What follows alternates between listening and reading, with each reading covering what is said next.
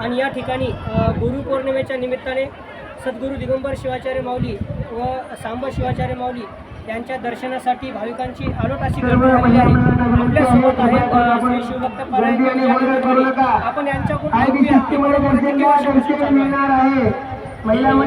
परंपरा गेल्या अनेक वर्षापासून चालू आहे.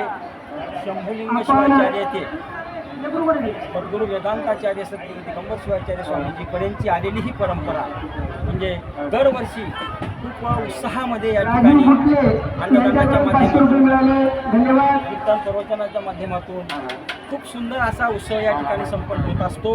आणि या ठिकाणचं महत्त्व म्हणजे लिंगैक्य आचार्य सद्गुरू दिगंबर शिवाचार्य स्वामीजी यांच्या समाधीपाशी खूप असे पीडित असणारी मंडळी, अज्ञानी मंडळी येऊन ज्ञान प्राप्त करतात.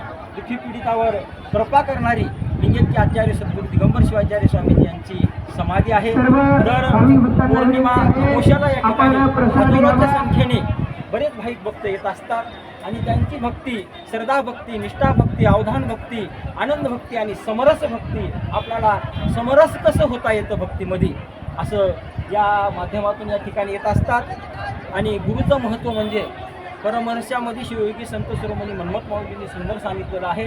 गुरुदेव महादेव गुरुदेव सदाशिवा गुरु परता नाही देव म्हणून श्री गुरुशी भजीचे. माणसाला जीवनामध्ये भक्ती करायची असेल तर देवाची भेट तुम्हा आम्हाला डायरेक्ट होत नसती. देवाची भेट करून देणारे कोण असतात तर गुरु असतात. देवाला ओळखायचं असेल तर तुम्ही आम्ही ओळखू शकत नाही. ज्ञानाचा डोळा देणारे गुरु असतात, देवाची भेट करून देणारे गुरु असतात. म्हणून गुरुपौर्णिमेचं महत्त्व आहे.